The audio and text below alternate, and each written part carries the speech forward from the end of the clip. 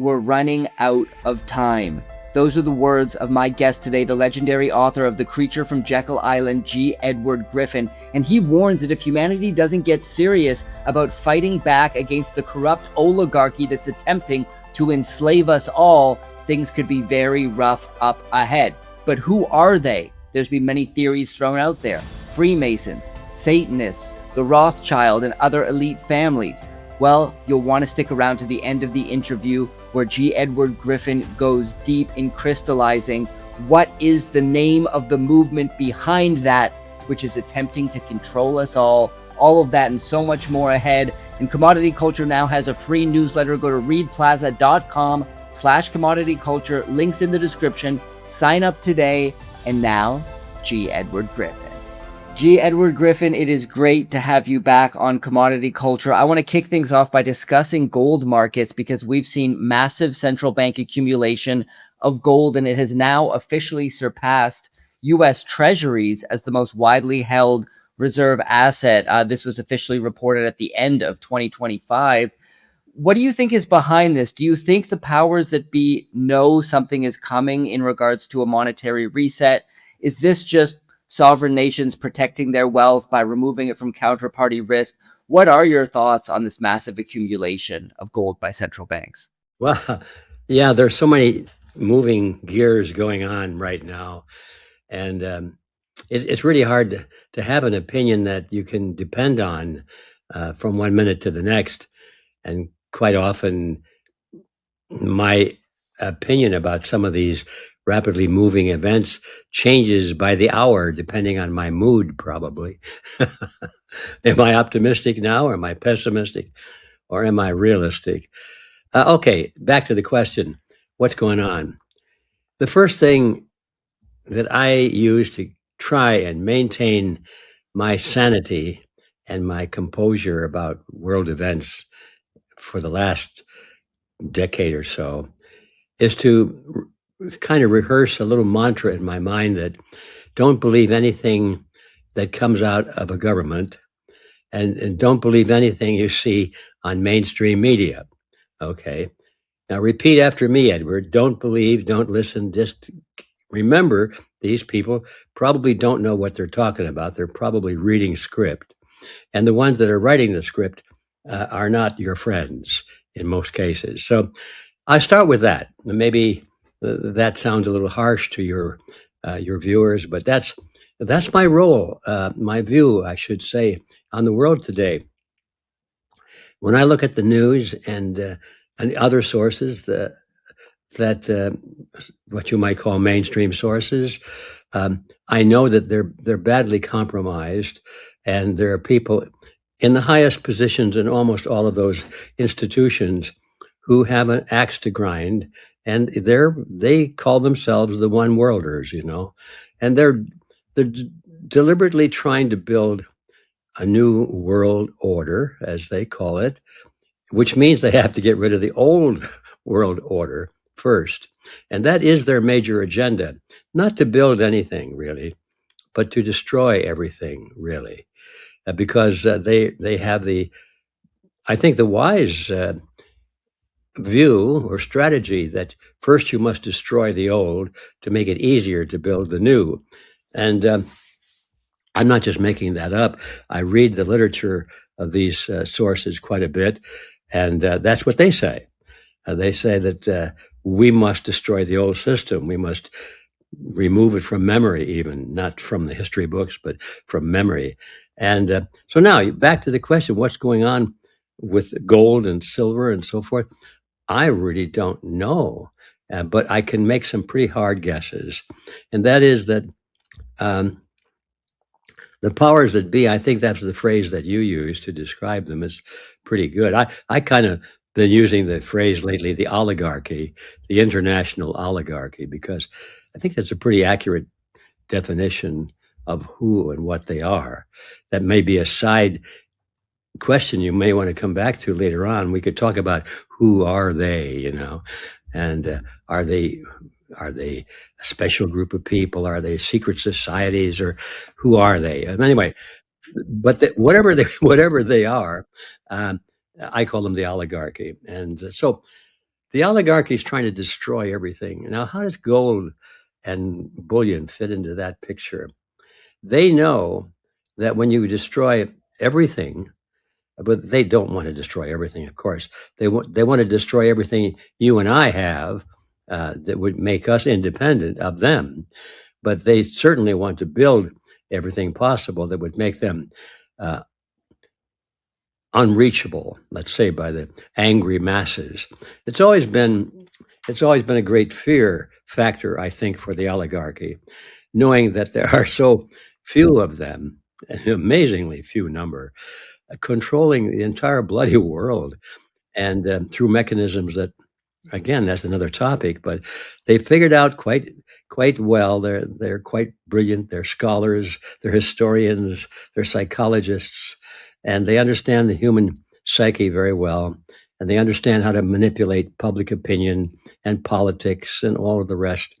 And so they have protected themselves pretty well. And now with the arrival of technology, which puts great power into the hands of one or two people with a button, push a button and they could probably blow up the whole world. It makes it easier and easier for the oligarchy to control the huge number of people out there who are getting more and more angry by the day, by the way. So I believe that they worry a lot about the masses, which is why they put so much attention into tactics and strategies that divide us. Those masses have to be divided. If they ever woke up and said, "Hey, we are the downtrodden masses now. We are the ones that need to break free from this oligarchy," the show would be over in probably a matter of 30 seconds. But it's not happening that way because our enemy or the oligarchy, whatever you want to call them, are too smart. They're not letting that happen. So they want us fighting each other.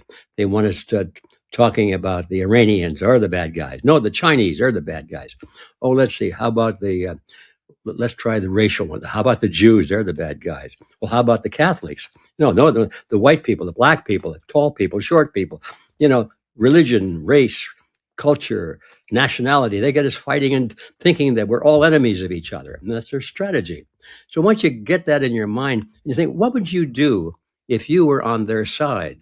And you say, well, now, if this mass of civilization ever catches on to us and comes after us, we better have our weapons ready to go. And they better be energy weapons and atomic weapons and psychological weapons and chemical weapons and stuff like that, that they can initiate from the comfort of an underground bunker and have a drone or a spaceship or something deliver them to us. So if you realize that they're worried about us, now you say, what would you do if you were on their side? Well, you'd certainly want to have some means of buying services and products that you need. You live very high on the hog. You got to have very expensive automobiles and airplanes and maybe some yachts and things like that. So you need some barter, you need a monetary system. And well, you won't need a monetary system if they succeed in creating a digital system, and they'll call it a monetary system, but it won't be a real one. It'll be an imaginary one because there'll be no money. There'll be impulses in a computer someplace, all digital stuff. Cryptocurrencies, we've been taught, are wonderful things because we can free ourselves from the crushing control of the banks. We don't realize that to free ourselves from the crushing control of having our own money in our pocket, and we won't even be able to if we see some poor chap sitting on the sidewalk with a tin cup and he says, "I need some money for food. Can you help me?" And he holds up his cup and you say, "I'd help you, buddy, except I don't have any coins." We're not allowed to have coins anymore. Coins are all gone. Money is gone. Give me your number of your account and I'll transfer some digits from my account. Oh, no, they just closed my account. I can't do that. Sorry, you have to starve. That's what we're heading into. They're going to call that money, but it's not money. It's a control mechanism. So back again to this question you asked, what about gold? Well, I think that the powers that be or the oligarchy have decided that they're going to stick with tradition and use gold as their medium of exchange. I think they don't trust each other anymore than they trust us, or any more than we should trust them. So they know that there's something magic about bullion.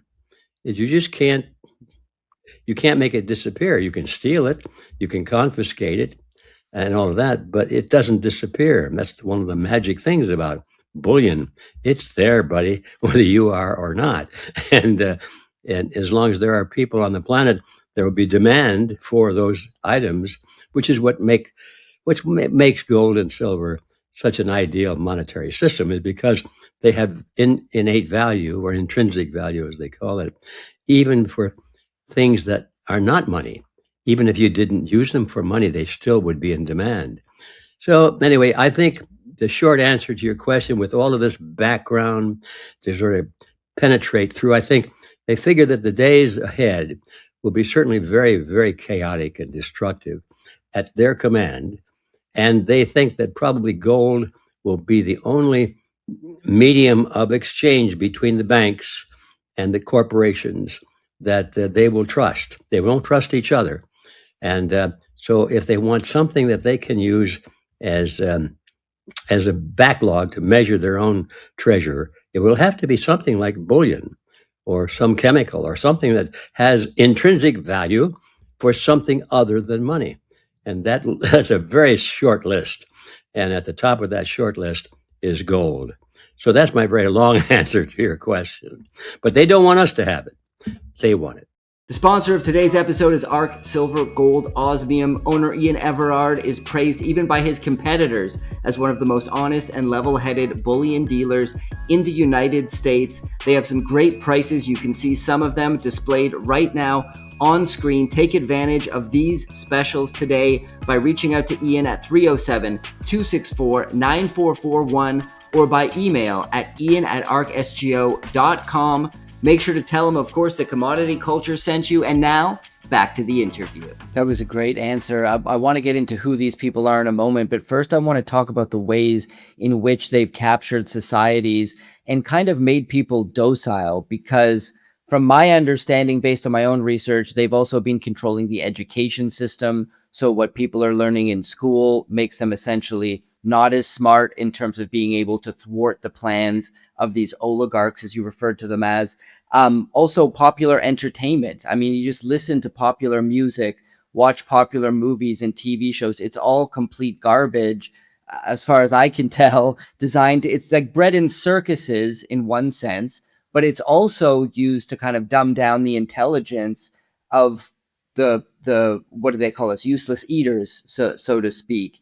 How is there any possibility of turning things around in this situation? Because in the past, of course, we had revolutions, the guillotine, citizens could rise up, and that does occasionally happen here or there in small pockets around the globe. But in terms of this situation where we have these transnational oligarchs essentially ruling over entire areas of the world, the population's too distracted, too stupid, and now we've got this surveillance state coming in with all these AI data center build-outs, Peter Thiel, Palantir, and Alex Karp. I mean, the list goes on here. With all of this, they already seem to have quite a large kind of control grid in place. What are your thoughts on that, and is revolution still possible?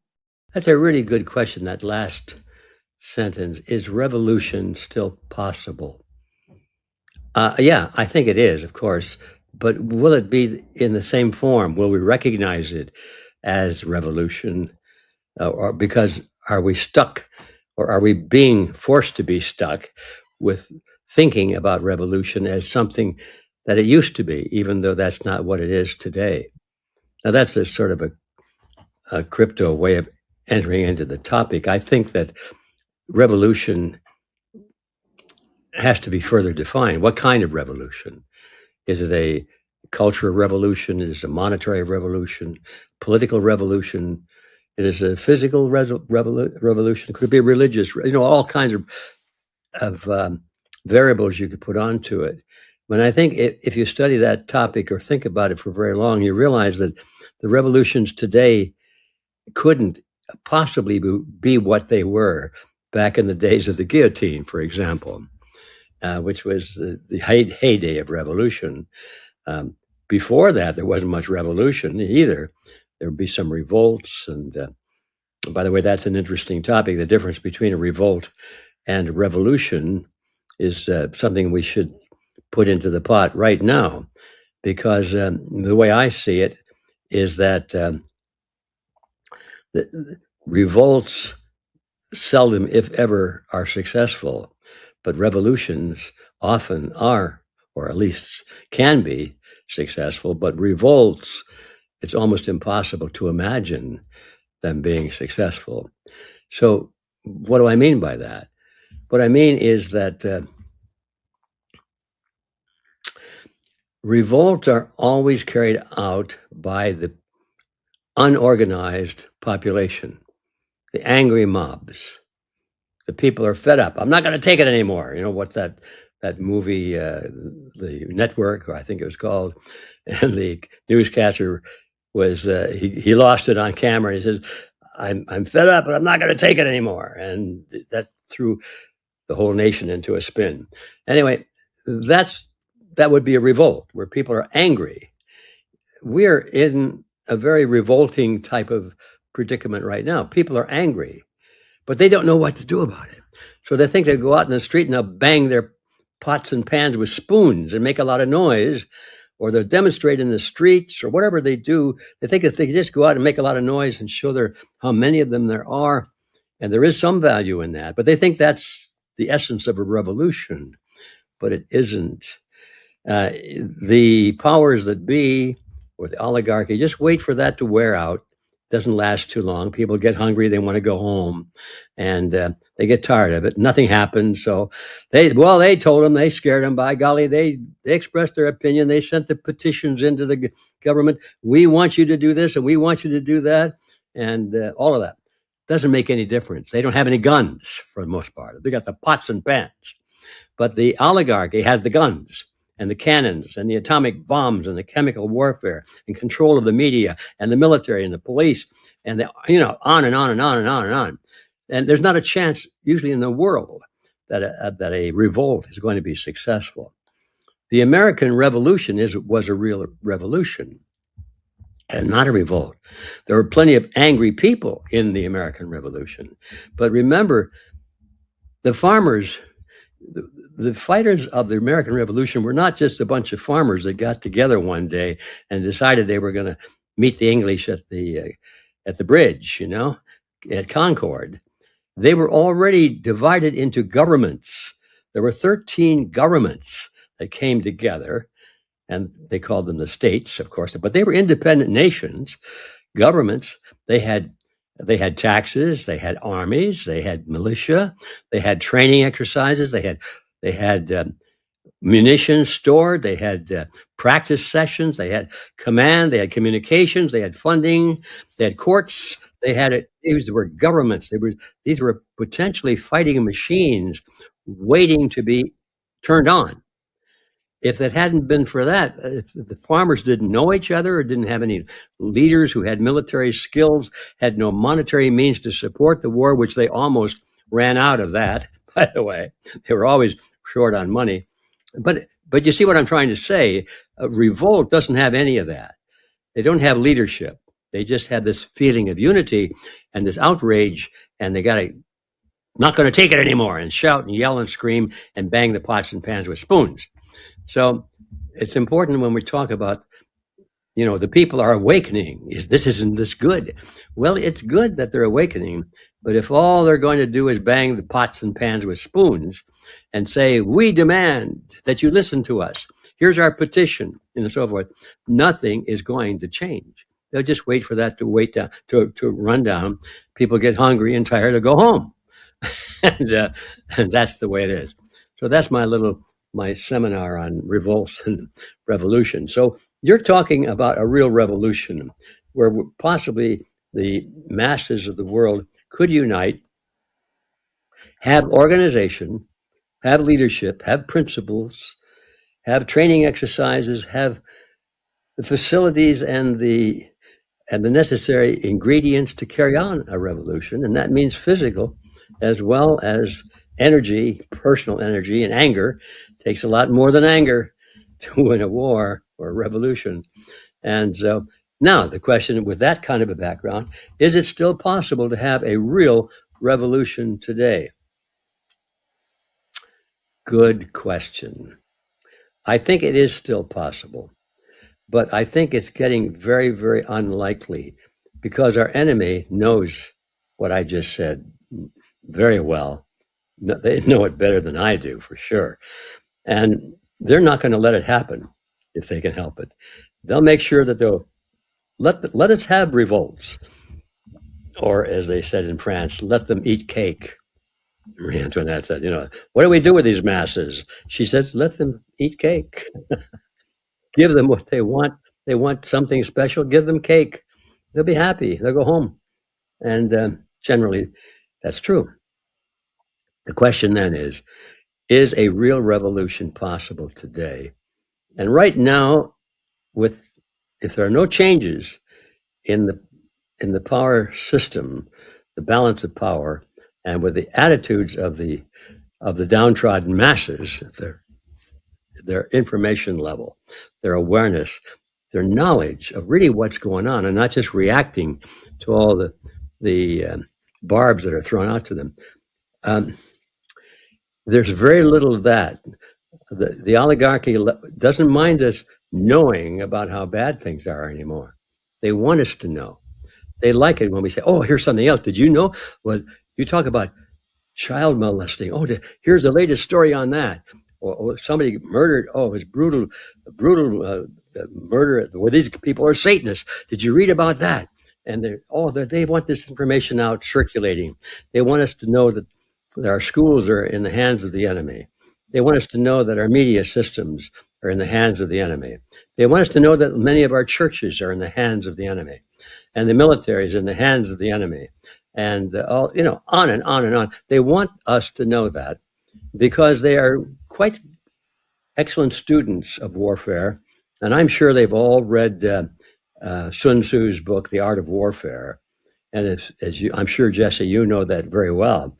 Most people who get serious about this topic have read Sun Tzu's The Art of War. And one of the principles of Sun Tzu is so stunningly clear.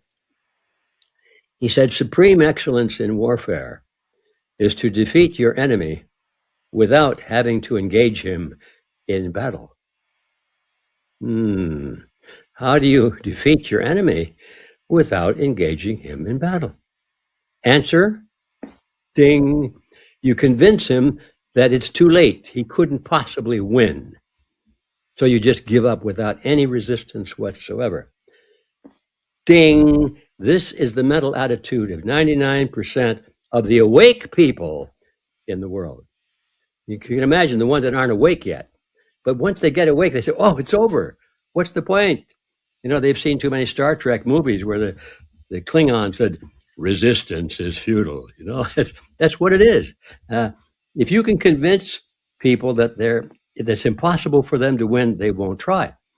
And that is the level of warfare that's being waged against the world right now, today. Back to your question, is it too late for revolution?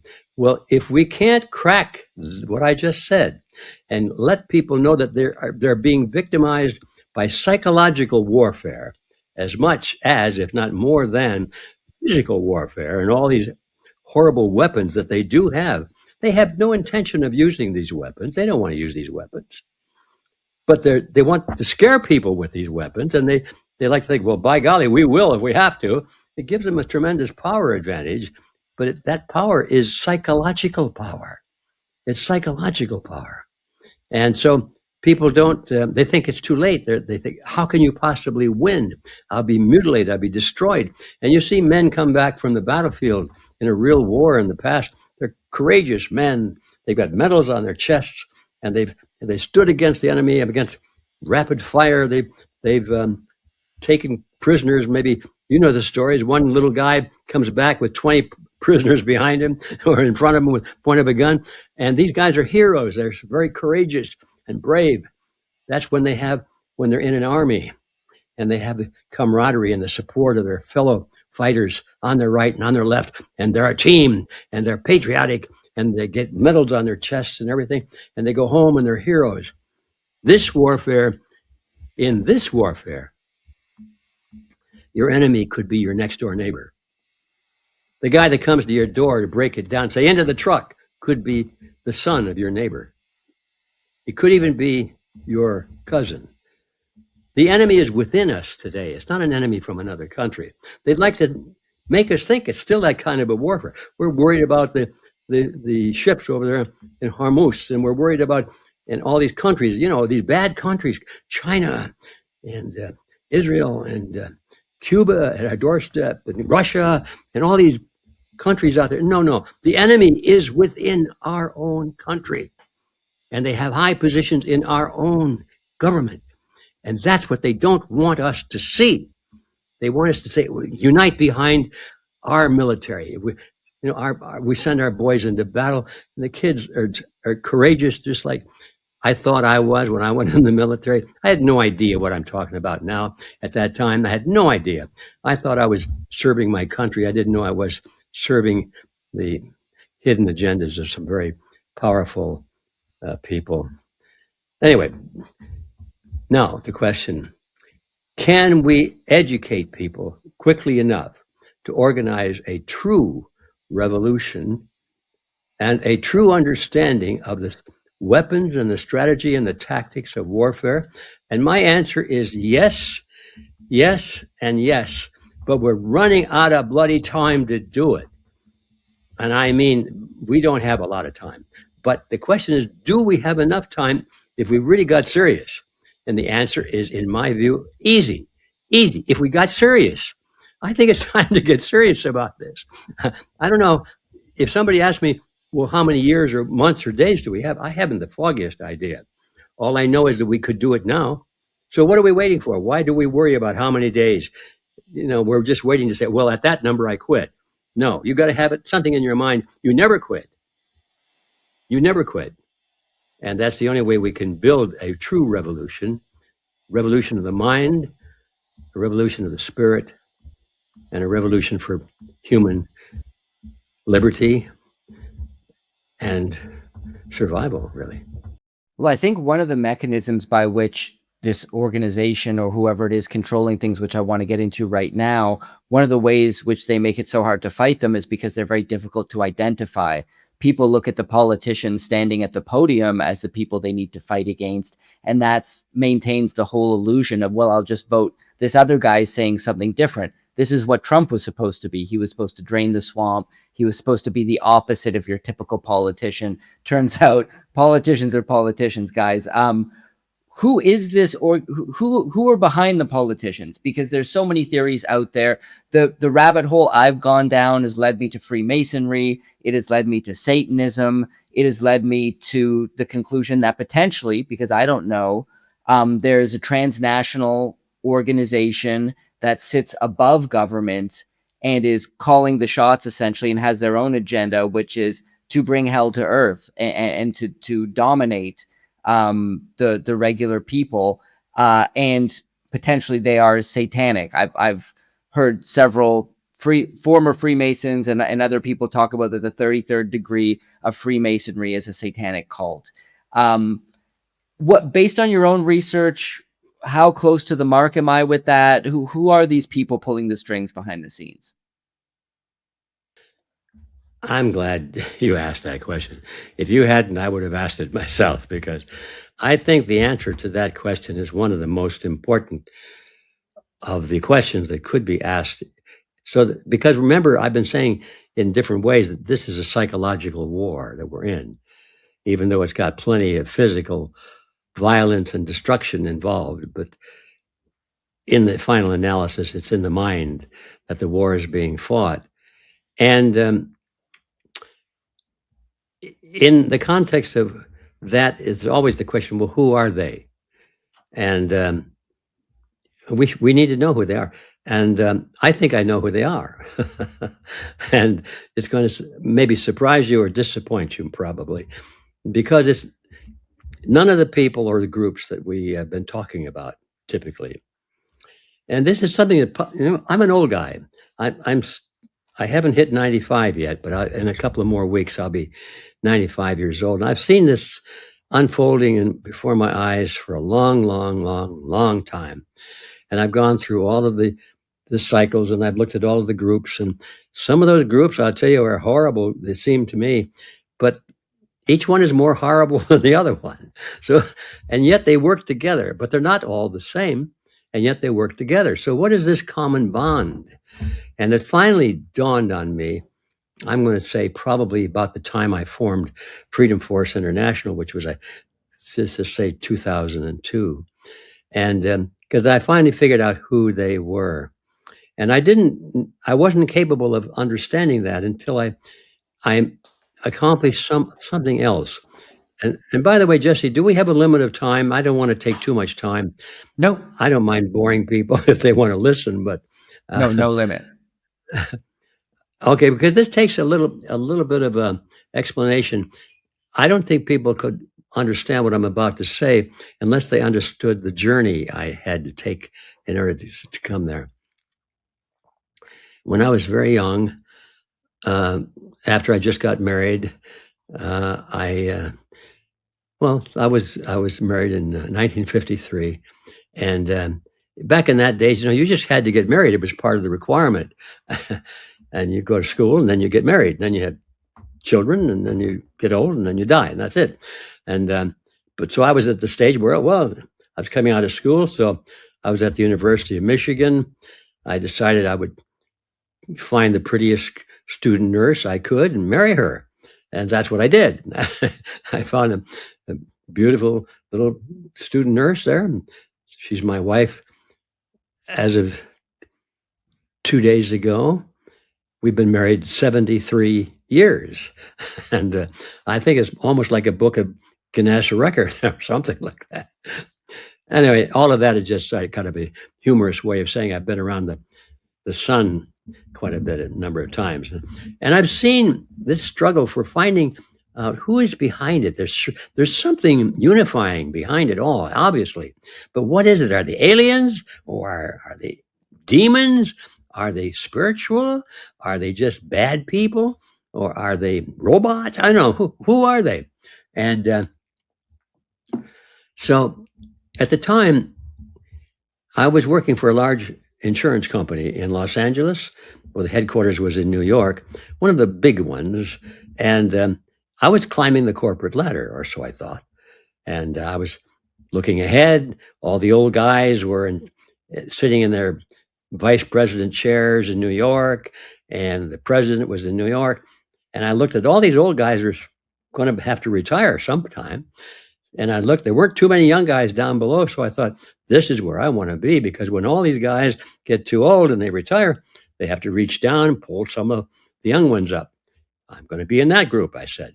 So I had it all figured out, and I was climbing the corporate ladder, making good money. I was working very hard. I worked hard as I could, and I was on the road. Make the story a little shorter, I came across some pamphlets written by a college professor of the Midwest University someplace. Never heard of it. But the booklet was called, little blue booklet was called The Truth About the United Nations. Well, it was a very unpleasant story about the United Nations. And I was incensed because I had come through the university, of course, and I had been taught very carefully that the United Nations was our last best hope for peace, world peace. And so who would dare make such an outrageous statement that the United Nations was evil? So I became outraged, so much so that I actually went down to the library downtown in Los Angeles to get some books to see if I couldn't prove that this guy was wrong. He made some statements about the dishonesty of some of these humanitarian projects that the United Nations was always bragging about. So I went to the library and I checked out, I don't know, like altogether maybe 10 or 12 books. And they were all written by UN fans. And nobody wrote a book against them except this one little pamphlet I ran across. So everything I was reading was written by people who loved the United Nations. Most of them were on the payroll or had been, or they were working in tandem with some government that had some axe to grind with expanding government power through the United Nations. And I was aware of that bias. But what really threw me was when I read one of the books was written by Conor Cruise O'Brien, who was an Irishman, as you can imagine. And he was a military guy. He was the general at the United Nations peacekeeping force. Peacekeeping force. How's that for a name for an army? Peacekeepers, This is the psychological warfare we're into. If you kill people because you don't like them, you're a bad guy. But if you kill them in order to have peace, well, then you're a good guy. Anyway, I was not aware of all of those tricks before. But anyway, I read this, and Conor Cruise O'Brien wrote this book called To Katanga and Back. Katanga was the name of a province in the Congo.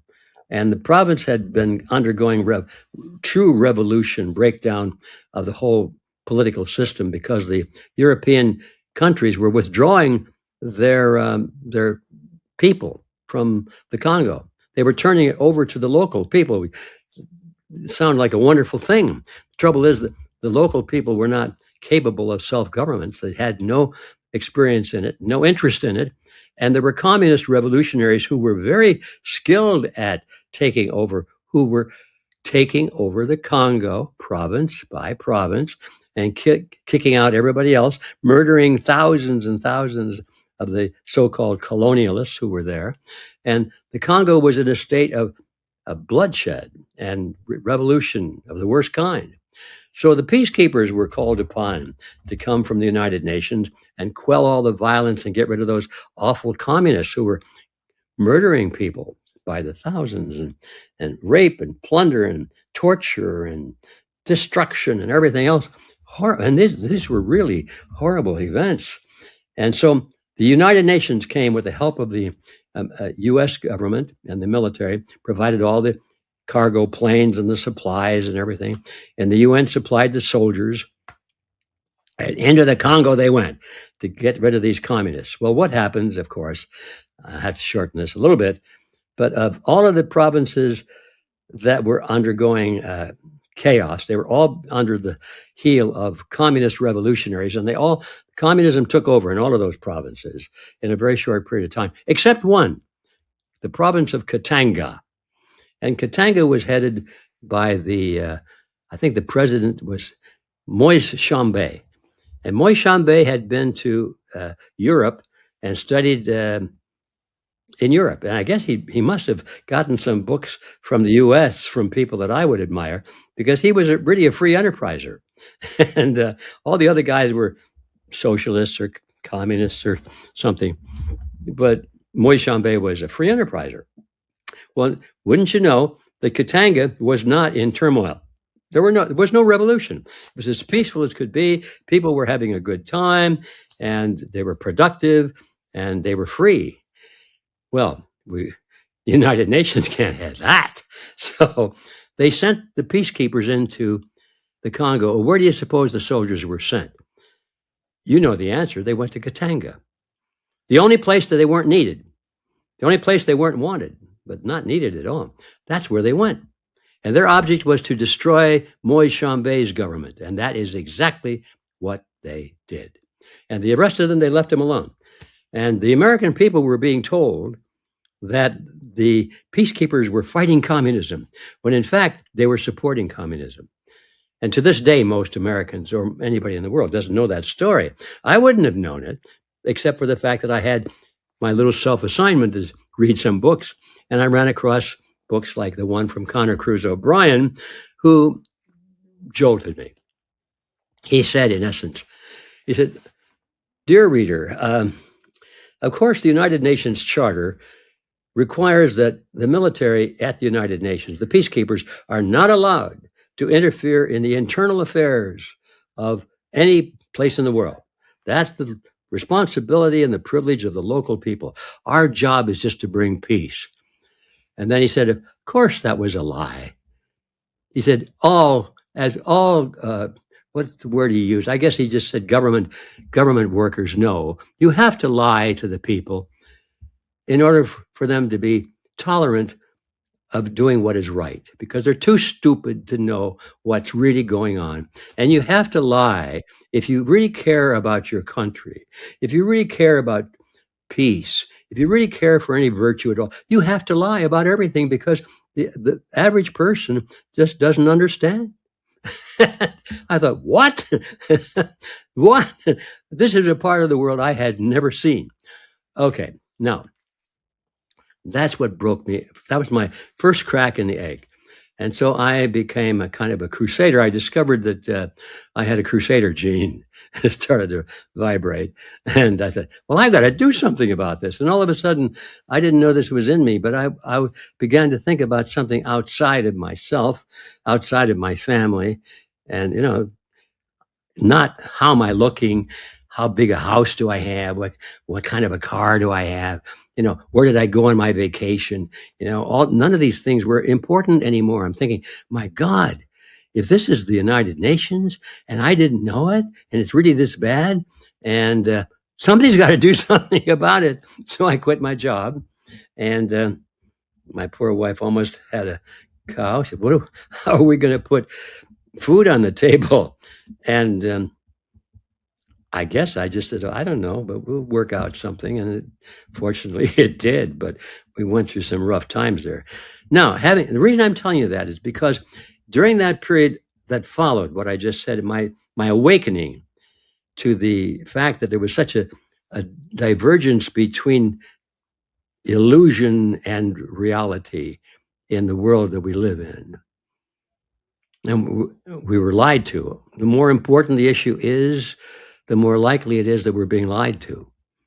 So things like war, peace, freedom, money, religion, education, healthcare, the bigger the issue, the more certain it is that we're being lied to. And we can come later to that issue if you wish, but why that is very logical, and it's nothing to be ashamed about when you acknowledge it, because it's true, and I think most people would know. Well, I'll just say it here briefly, because we find everywhere we look, if we're looking, that any institution that has access to great amounts of money or personal power over people, money and power over people are all pretty much the same thing. In other words, they have power. It could be a corporation, a government, a church organization, any large institution becomes a magnet to the predator class in society. Every crook that's ever been born, every suede shoe artist, con artist in the world wants to work in government, because that gives them the shield that they're looking for. They become the crooks that throw the innocent people into prison. And once you get that picture, say, oh, yeah, I get it. Yeah, of course, that's why. Then you understand what's going on in the world, and that the people you trusted before as your authorities, your experts, for the most part, they're there not to help you, but to help themselves. And once you get that picture clear, then you'll never be the same again. All right, having diverted there, where are we going with this? My journey. Yes. At that point, I decided I wanted to learn something about communism, because communism always was in the picture, especially in the 60s and 70s. And people were very concerned in America, some people at least, about the rise of communism, and rightfully so. And I was in that group. I was just getting into it and beginning to understand, why, my gosh, the communists had taken over Russia. That's a huge chunk of the world. Taken over China. That's another huge chunk of the world. Taken over Cuba right on our doorstep. They were in our streets carrying hammer and sickle flags. And I said, what? We better get serious about communism. But I didn't realize what communism was. So I went down to the communist bookstore in Los Angeles, on Larchmont Street. It was called the People's Bookshop. And I started to hang out with the comrades down there. I wanted to buy their books and see what they're all about. And I was quite a contrast, I can assure you. Here I am, Mr. Young Businessman, right? I got my shiny suit on and narrow tie and sideburns, and I'm looking pretty sharp as I can. And the guys there in the communist bookstore are sort of on the hippie side, kind of loose and hanging out, man. Hey, how you doing? You want some weed? Or and I didn't fit in very well, but they took a liking to me. I think they thought they had a candidate for the troops. And so I was invited to all kinds of discussion groups and conferences and so forth. They were trying to recruit me. But okay, a reason I'm telling you the story is because these guys down there wanted me to read all their books. They were selling books, and I bought a lot of books. And I read them. I actually read them. And I've discovered very soon that I knew more about what was in those books than they did. These guys that were selling the books had never read these books. They had come to their position of faith in the system somehow through slogans more than anything, but not the actual literature of the leaders of the communist movement. Like they've all read Karl Marx, Das Kapital and Communist Manifesto, but none of them, very, very few of them had read the works of Vladimir Ilyich Lenin, who created the Communist Party. That's different than writing a book about socialism. You're talking about the Communist Party. This was an army. That's what Lenin said. Comrades, this is, by the way, I read all of these books, and Lenin was the most repetitious of the bunch. He wrote it over and over and over and over again, the same theme mostly in almost everything he wrote. And that theme was this. I'm going to paraphrase it now. Comrades, when we go into a country and we want to take it over from the inside, not from the outside, we're not going to invade it. We're going to go into it and take it from the inside. It's never been done before, comrades. This is our secret sauce. Do we stand up and say, hey, listen, gather around, everybody. We are communists and we want to take over your country. We want to change your culture and your legal system and everything about you. We want to take it over and we want to take your property away from you and make you dependent on us and so forth. And do we do that? No, don't be stupid, comrades. We tell them we are anti-communists. We tell them we love the nationality of their existence and their heritage and their rules and their songs and their traditions, and they will vote for us. And when we are finally their leader, now we can reveal our true mission. And we don't have to win any debates anymore, because if they disagree with us now, we can shoot them. Now, this is Lenin. And that's the reason, if you go into any communist discussion group or read any of their books, the deep ones, you'll always come up against this interesting selection of vocabulary about Marxists and Marxist Leninists. I wondered at the time, what's the Marxist Leninist? Isn't two words for the same thing? Aren't they all communists? No, wrong. Marxist, in their definition, is somebody who's read Karl Marx, and they've bought into the slogans of Karl Marx on socialism. It's an economic system. It's more of a cultural system. It's a way of looking at workers and productivity and economics and so forth. But Lenin, no. Lenin didn't care about that. He said, okay, we all read Marx. Now we have to come to power. And that is why he formed this movement of the Communist Party, and why he said we have to lie. We tell them we're anti-communists so that they will vote for us. And then when we come to power, we've locked it up. He said, we don't care about anything except coming to power. And he said it over and over and over again. And one of his more famous slogans, of course, is promises are like pie crusts made to be broken. That's Lenin in a nutshell right there. Okay, once you know Lenin, you understand that there's been no country that we call a communist country today. No country has ever been taken over by Marxists. No, those are just talking people. They're theorists. They're socialists, and so isn't it fine? We'll take care of the people and all that. The ones that take over the country are the Leninists, the ones who lie, the ones who have black hearts, and they'll kill, murder, cheat, steal, rape, destroy, burn, blow up everything if necessary to come to power. And then once you see that, you're never going to be the same again about knowing what you're up against. Now, okay, the next step in my journey was to say, well, what am I? If I was taught at the university that communism was the extreme left and the opposite was on the extreme right, well, what's on the extreme right? Oh, fascism, Nazism. Oh, is that the opposite of communism? Well, I don't want to be a communist, so I guess I have to be a fascist. And that's what they teach. You're either on the right or the left. Which are you? And even today, you find people saying, well, this is a right wing and left wing. That's all you're allowed to choose is between right and left, or Republican versus Democrat, or some meaningless division. And both sides are the same.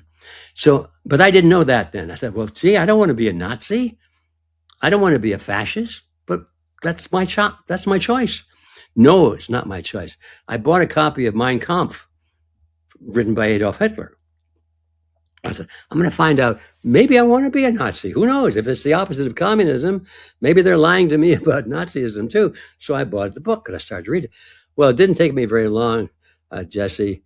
I was taking notes before on the communist principles, what they believe in, and I identified about 8 or 12 of them, really hardcore principles. And I thought, now let's see what Hitler says about this. And I started to take notes. It didn't take me very long. I came to the realization that they are exactly the same. Exactly the same on every important issue. And I had no idea. I had been totally brainwashed by the system to think that they were opposites. And I even remember in those days, I used to call myself a right-winger. I thought it was a word of pride. I'm a right-winger. I'm not a left-winger. I hate those lefties. They're stupid. And I found out the ones on the right are stupid too. And I was stupid for falling for it. So now I'm finally getting through all this, why I'm telling you this story.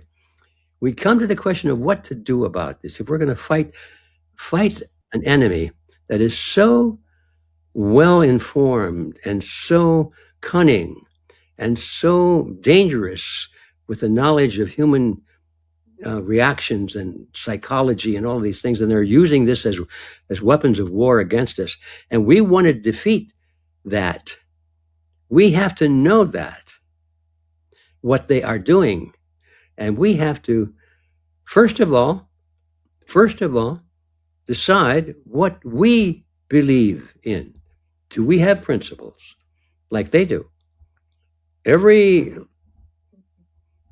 one of these communists or socialists or Nazis or fascists, they all have their doctrines, you know? You can read their books. They tell you exactly what they believe in. Who has ever written a book on what America believes in? I don't know. I've never seen it. There is no American Manifesto. Oh, some people have written books with those titles. They're similar titles, but they're not talking about. They're just saying the other guys are bad guys and we're good guys. That's usually what those books are about. They have no principles. Our leaders who talk the most about liberty and freedom, ask them, what is freedom? What does it take to be free? They cannot discuss it with you. You cannot carry on an intelligent conversation on principles with any of our political leaders today. They stay away from politicals like the flu. they don't want it. They don't talk principles because if they do, they reveal who they are. Okay, who are they? Now we come finally to the end of this. Who are all of these people that we're fighting around the world, whether they're fascists or Nazis, or whether they're white or brown or black, or whether they're males or females, or whether they're some nation and some other nation, or one religion or a different. All of these people, they show up. Different groups show up. What is the unifying factor? It is the principles that I discovered in those 2 books, or those 3 books. That's what binds them together. It's a set of principles that have a name, and I didn't know what the name was until I got deep into this project. And I discovered that I had been reading those words that were their name in some of the very old books, like 150 years old or more. Some of the really old books talking about political or cultural ideologies of this kind used 2 words commonly that you never find in a modern book. Well, until now, again, I'm putting them back in as best I can. And those 2 words are collectivism and individualism. Everybody used those words back at the time of the American Revolution, for example. Everybody. I mean, school kids. I mean, kids that never went to school. They knew what individualism and collectivism were all about, and all the books were loaded with those words. But starting with about the period of World War I, someone somehow sent out the word, we have to get rid of these words. Because from that point forward, those words disappeared from the books and from the media. It was like somebody said, no, we don't use those words anymore. And to the point where when I got into it, nobody knew what the words were. I didn't. I'd never seen the words before. I had no idea what they meant. Well, I found out what they meant. Collectivism is the name of the ideology that represents all of these principles that I was discovering in the books of the communists and the fascists and the Nazis and others who use different names. I found out that communism, fascism, Nazism, socialism, New Dealism, modernism, left-wing, right-wing, Republican, Democrat, conservative, liberal, all these words are absolutely meaningless. Absolutely meaningless. I mean, to one person they might mean something, but you can't get anybody else to agree with that meaning. There's no common definition of those words. And it's just people identify with them because they sound good or something like that. But the words collectivism and individualism, they sound like what they are. And there's a set of principles. Now, the reason I'm mentioning that because all of these people around the world, all of the members of the oligarchy, whether they be what nationality, what culture, what race, what age, what economic level, the rich, the poor, you'll find a certain cross-section, a small group within each of the larger groups that all believe in collectivism. And that is what holds this whole thing together for them. They work together on the principle because you and I are their enemy. And they're our enemy. Only because of those principles. Only because of those principles, nothing else. It's got nothing to do with race or religion or nationality or anything. It's those principles. And once you get that picture, you realize that we can't win this war unless we know those principles and the fact that we're on one side and they are all on the other side. So that if that can be demonstrated to be true, and it's easy to demonstrate that, then we finally have the solution to the question, what do we do about it? How do we fight them? We have to fight them on the principles that they believe in. And with one stroke, we're fighting them all equally. And we're not falling into this business of, well, those people are bad, but nobody else, or that we have to hate those or love these or so on. We will find collectivists in every cross-section of society in the world. And that's why collectivism is expanding so rapidly, because it is quite universal. I believe that if you could finally do an examination of the belief systems of every human being on the planet, I think you'd find that at least 85% of the people of the world are dedicated collectivists, and they don't even know the word. And just to bring this to a head, there are many different ways you can approach the topic. There are many different elements of collectivism, as I mentioned, but the one that describes it most simply is this one. Collectivists believe that the group is more important than the individual, and that the individual must be sacrificed, if necessary, for the greater good of the greater number. Doesn't that sound great? I thought so. I believe that. I was taught that at the university. And everybody said, yeah, that's great. You know, the greater good of the greater number. What? What's wrong with that? Everything is wrong with that. And that means all you got to do is get 51% of the population, and to hell with the other 49%. They just lost everything. People don't see. I never saw these issues before. A lynch mob is the greater good of the greater number. There's only one dissenting vote, and he's at the end of the rope. So if you really believe in that principle, lynch mobs are fine. Okay? So what is this thing about collectivism? Well, that's part of it. Tired of being misled by the mainstream narrative? It's time to take the red pill and discover perspectives you won't hear anywhere else. Join us at Red Pill Expo 2026, happening July 11th and 12th in Las Vegas, Nevada. Hear from researchers, doctors, journalists, and speakers from around the world as they discuss global events, media narratives, health, technology, freedom, and much more. Whether you attend in person or watch online from the comfort of your home, Red Pill Expo gives you the opportunity to explore ideas and information outside the mainstream conversation. The event will be live streamed, and you can register for free online access today, or join us live in Las Vegas for the full experience. Visit redpillexpo.org to reserve your ticket, get event details, and make your plans for Red Pill Expo 2026. So this is all a matter of the collectivists and their agenda. Is that who you believe is behind everything going on? And is there any other factor that unites them all? Yes, well, it's all about collectivism versus individualism. But yes, let's clarify this. Let's make the definition of why this is important a little sharper than it's the collectivists. They are people that belong to other categories, of course. They are different nations and different age groups and all the rest.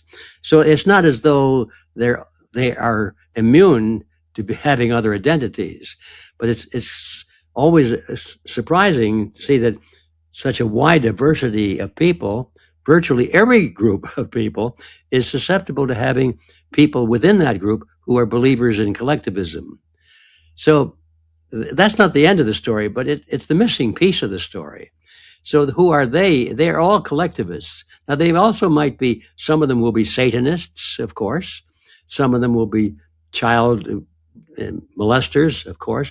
Some will be politicians. Some will be white. Some will be brown. Some will be even parading around as supposedly devout religious leaders. But they're liars. I mean, they've read Lenin. And in fact, you can go online and you can find the communist directives going back quite a few years ago, where the directive from Moscow was for young communists to go into the churches and get to become preachers and priests. And they said, go get it. This is how we don't want to fight the religions. We want to take them over. That's Leninism, you see. Don't fight, take them over. That makes a lot of sense. Well, before we close out today, you've got the Red Pill Expo coming up. This is going to be in Las Vegas, July 11th to 12th. What can people expect from it, and how can they register to attend? And is there an online option as well as an in-person option?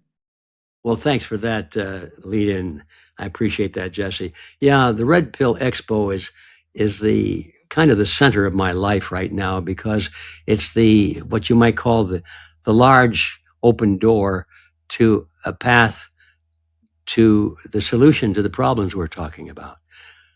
And that's why took so much time to emphasize the fact that the missing link was an understanding of what the battle is all about. It's all about an ideology. It's not about territory. It's not about US versus Russia or any of that. It's about an ideology of the kind of a world and the culture you're going to live under. Are you going to be a slave, or everybody's a slave except for the monarchs at the top? Go back in history a couple of thousand years, or are we going to continue the move forward that we've been undergoing for all this time? It's a deeper question than who you're going to vote for. A lot deeper than that. And so my whole purpose is to emphasize the fact that we can still win this war, but we can't win it unless we know what we're doing and why we're fighting it. Why are we fighting it? Why don't we just say, oh, well, somebody's got to be a slave, somebody's got to be a master. I guess I'm not lucky, I'll be a slave, and that's it. No, that's not what I'm willing to do. So anyway, having said all that, thank you for giving me the chance to wax eloquently on all of these things, but they're very close to my heart, and I am totally convinced, Jesse, that the time, although it is extremely short, is on our side, because human nature is on our side, and everybody wants to be free. I don't care who they are, and that's why even these people in these horrible organizations have defectors, because I'll think of Yuri Bezmenov, the guy that I interviewed, who was the KGB defector from Russia. I don't know if you saw that interview, but he had everything. He was born into a family in Russia, where his father was a general during the revolution and in World War II and everything. He was born into that family. They had limousine service. They lived in a mansion. They had all the food, all the luxuries you could possibly want. And naturally, he was recruited into the KGB, and he was traveling around the world, living high, and he defected and came to America. And his reason, he said, it was because he realized it was all a lie, and there was human misery, and he couldn't stand it. His conscience couldn't stand it. And so I guess what I'm trying to say with that is that human nature is still on our side. And in spite of the fact that we seem to be the underdog right now, I think our enemy would give anything if they could depend on a motivation to serve them equal to the motivation that we have to serve our goals. People are willing to even fight to the death to defend liberty. That's why we have America. I can't imagine. I never saw the casualty figures of the American Revolution, but I'm sure that well over 100,000 young men, American young men, gave their lives in the American Revolution. They weren't getting paid. They were supposed to be paid some pittance, but a lot of them never got paid, but they stuck with it anyway. And why? What motivated them? Communists won't do that. Well, the true believers will, but they're not the hardcore, because they know that it's all propaganda. But the young true believers, yeah, they're very sort of like we are. They believe. And of course, our enemy makes the money. They have the high positions of power. But we have the motive. We have the honesty. We have the truth. And I think our enemy would give anything to have that on their side. So let's play the advantage of that. Let's talk about the truth. Let's make people understand the truth and be able to defend it and fight for it, because that's what it's going to take. Okay, having said all that, anybody that wants to know more about this issue of collectivism versus individualism, and I hope that's everybody in your audience, if I didn't scare them away by now. But I put all of these things together in a 50-page booklet, and I call it The Chasm. I don't know if you can see this from your position or not. Okay. And if you want a free copy of it, just go online and type in Chasm, CHASM, realityzone.org. So that's chasm.realityzone.com. And you can see this, and you can read it, or you can download it and print it and hand it out, or whatever you want to do with it. And I think it just might change your life in terms of looking at the real world today. It sure has changed mine. And now, so the Red Pill Expo is the beginning of a movement. We have to build a movement of people to fight for these principles. Or I don't mean the word fight in terms of bloodshed or anything like that, although they have to be willing to do that if necessary, I suppose. But when I say fight, I mean to make some sacrifices for it, to speak out even when it's unpopular, to not be afraid to speak out, say, no, I'm not going to do this. I'm not going to support this. Even if if it costs you some friends, they're not really, maybe they were your friends, but they won't be your friends when the push comes to shove, because they'll be saying, you need to go into the cell, I'll be outside with a gun, and you go inside with this. All those things are horrible thoughts, but these are the times we're coming into. So the Red Pill Expo is sort of the open big door to people who know that something is wrong, but they're not sure what it is. So they come to our meetings and they meet. First of all, they discover a great, amazing discovery, and that is that they are not alone. A lot of us think that, well, we're alone because all we see is our television, and all they let us see is the other side. They never get to see people like us who are working diligently and putting on meetings and getting organized and putting forth candidates and all these things. It's like they don't even exist. And so people think they're all alone. That's the first reason you should come, to find out, no, we're in the majority. And the next thing is then you meet people that you can work with, and they believe as you do. And you can reinforce each other and say, yeah, that's what I thought too. And you realize that we are really the minions. We are the minions for this whole movement. And then it is not everybody, but I think about 15% will step forth and say, count me in. I'm going to do what I can. That doesn't mean they're going to be able to spend their whole lives, on the battlefront, so to speak. They have families to support and jobs to do and so forth.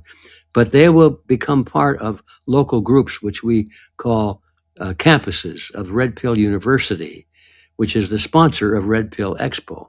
It sounds like it's complicated, but it's basically one organization, but with different levels of activity.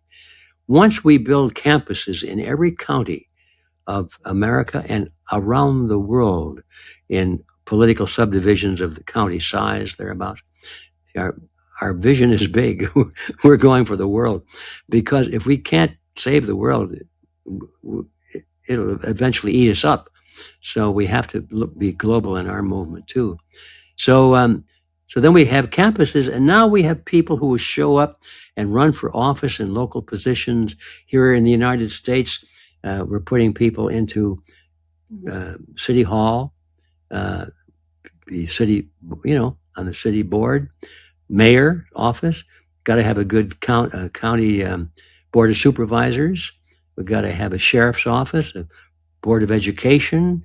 Once we build that foundation at the local level, we can begin to have strong influence over the political influence of the state level. Then we're finally ready to move up to that, and ultimately to the international level, national and international level. But you don't start at the top. Most people say, well, who are you going to vote for? Who's going to be president? They don't have the foggiest idea how stupid that is. Because by the time you even know who's running for president, the choice has already been made. It's already been made. And so you have to get used to that idea. You can't just get active every 2 or 4 years for a couple of weeks. You have to make this part of your life. Defend your life and your liberty is a very important task. So the beginning of that path is the Red Pill Expo, which will be held, the next one is going to be held in Las Vegas in a couple of more weeks. It's July 11 and 12 in Las Vegas, and people will be coming from all over the world, actually. We don't know how many people will be in attendance. It's hard for some people to travel, but we're going to have a full house. I know that. But the international connection is absolutely mind-boggling. When we started this procedure back in 2017, it was our first expo in Bozeman, Montana. We didn't know whether anybody would come to our meeting or not. Red Pill Expo. It sounds kind of childish, you know. We thought maybe they'll think we're not serious. Maybe it's too campy, you know. But no. When Saturday came and we opened the doors, they were there. Their people came from France, from Mexico, Canada, Belgium.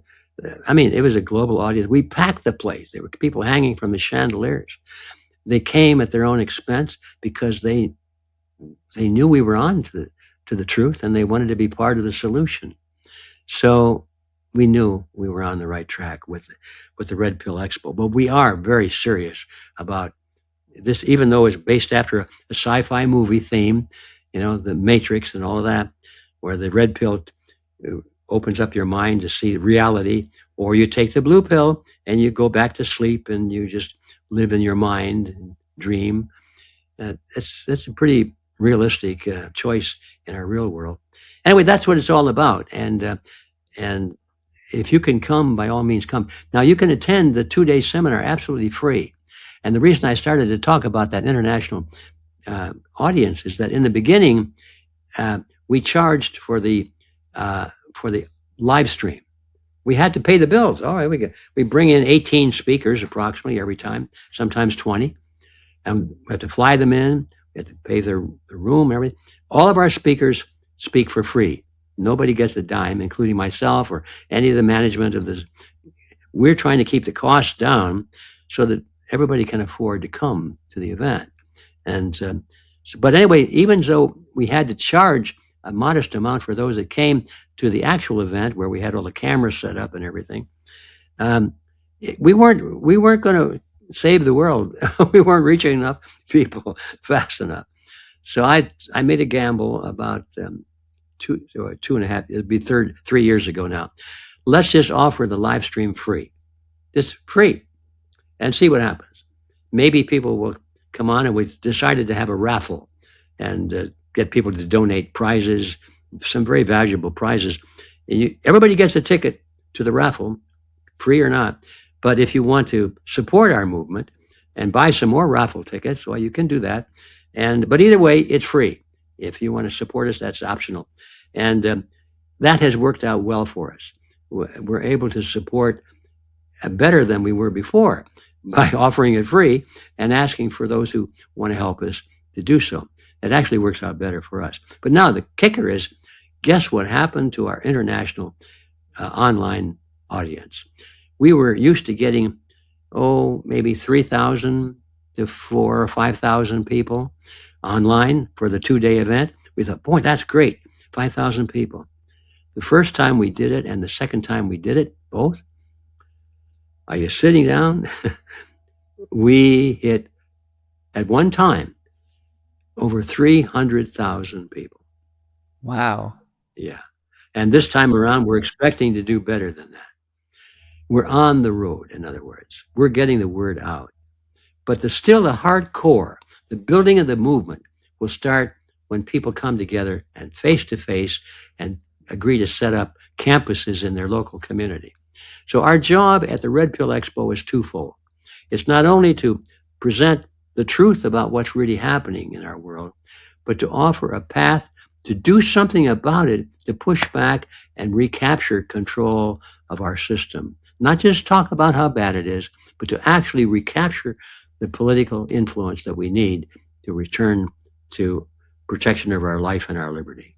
I love it. The video will have already played, so everybody will have all the info. I'm going to put all the relevant links in the description below.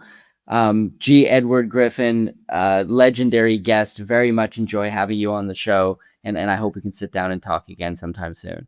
Jesse, thank you for being patient with me, and good luck to you, and let me know how it all turns out. Maybe you can make it over here from where you are, and or at least join us for sure on the internet, and we'll see you electronically. Thank you for joining us today. This episode is brought to you by ARC Silver, Gold, Osmium. They have some great prices on precious metals, bullion products. You can see some of their specials on the screen right now. These are subject to change, and well supplies last, so reach out to owner Ian Everard today at 307-264-9441 or by email at ian@arcsgo.com, and make sure to tell him that Commodity Culture sent you. And sign up for the free Commodity Culture newsletter. Go to readplaza.com/commodity culture. You'll get great recaps of all the interviews that I do, including the points that I think are most interesting and that we can turn into actionable information to drive our own investment decisions. The link is in the description below, and I'll see you guys in the next episode. Commodity Culture is a series on commodities and natural resources. If you would like to see more, be sure to subscribe and hit the bell notification so you're always up to date with the latest episodes.